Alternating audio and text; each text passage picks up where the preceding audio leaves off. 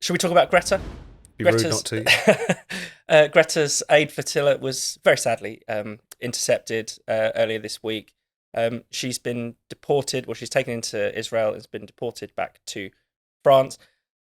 Tom, what have you made of this stunt?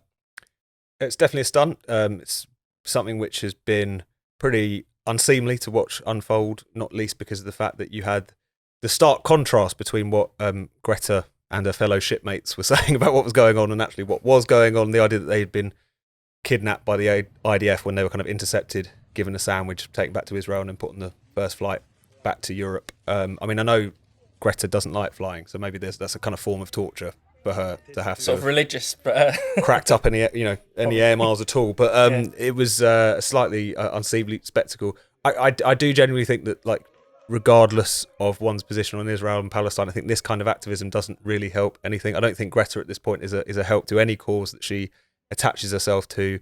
There is a certain form, particularly in the social media kind of influencer age, of people for whom the spectacle is everything, the stunt is everything, the retweets are everything, and particularly where foreign conflicts are concerned, there's a certain type of activist who does, in this case, quite literally kind of taking a holiday in someone else's misery. And I think it felt like that in many respects. So, yes, I mean, the whole point was the spectacle. That's certainly been achieved, but I'm not sure anyone has come out of this any more enlightened about what the road ahead is for the people in Gaza or Israel as a consequence of all of this.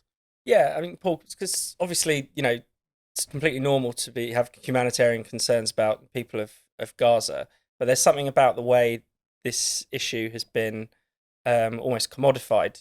Greta, you have to wear the keffiyeh like Greta now does, or she's jumped from one cause to another. It's become almost like an obligatory fashion statement, which doesn't help anyone. I don't think it doesn't. It's not good for people of Palestine.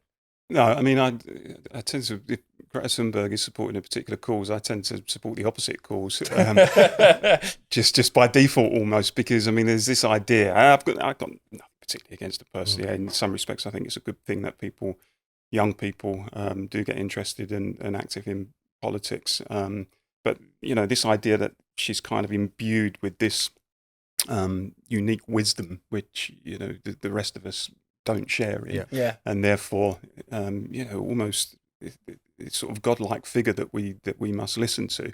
I just think really insults people's intelligence, and it was clearly a stunt. There's no doubt about that. I mean, the whole kind of hyperbole around being kidnapped and what have you. When Tom said you'd been fed sandwiches and given water.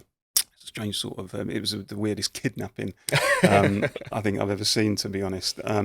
But and what we shouldn't do is allow it and these sorts of stunts to distract us from the very, very real issues that continue to play out in the region and in this particular conflict. Because the truth is, there is still a huge amount of suffering going on both sides. I'm of the view that I think the Palestinians deserve better than Hamas. I think the Israelis deserve better than Netanyahu, and I think we have to try to broker some sort of ceasefire, which has to be predicated, obviously, on the hostages being released, absolutely, and then restart what is a very slow and painstaking business of trying to negotiate some sort of peaceful settlement, which I think is going to be built around a two-state solution, and those are the real issues. And I've been slightly disappointed at the way that this,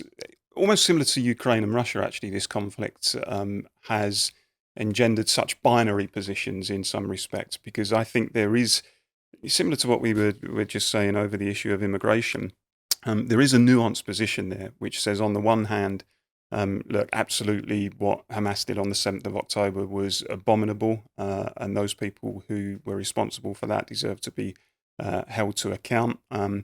But at the same time, there's an argument, and one that I share, that Israel has been disproportionate in its response. You can make that case without in any way being anti-Israeli or certainly not anti-Semitic.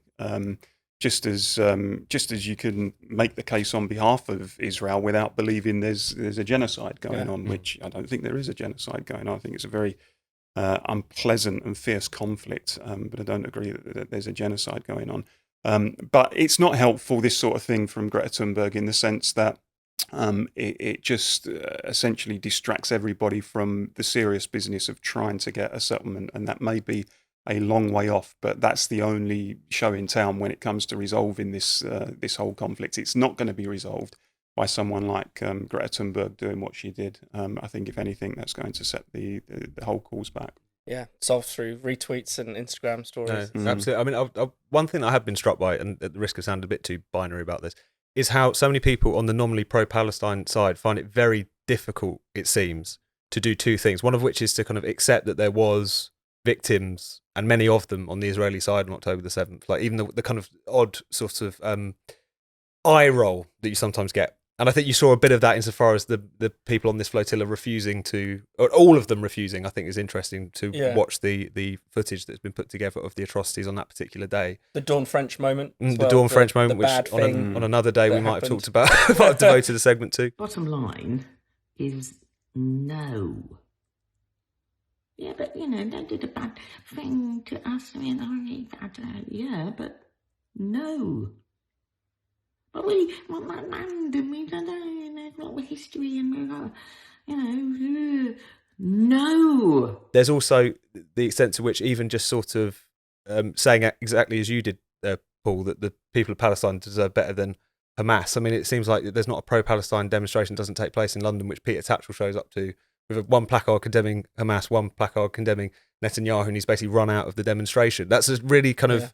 it's a telling and I think distorted way that has kind of taken hold, particularly amongst, to be perfectly frank, the kind of Johnny-come-latelys to this cause, of which there have been many. The way in which it has become, for lack of a better phrase, the current thing amongst a certain type of, supposed left-winger activist, the fact that people have moved seamlessly from climate to Palestine, and it's not just Greta as well. I mean, Just Stop Oil basically shut up shop and became a pro-Palestine group, essentially in the form of one of these new kind of disruptive troops that have set themselves up. And I think youth demand. Yeah, exactly. It's one of those things where it's striking, just the inability to do either of those two things, which is to accept that October the 7th was horrendous and did happen, and also to admit that Hamas might not be totally on the up and up. It's like they can't quite digest it if it's not a really simplistic story of good versus evil from where they're concerned.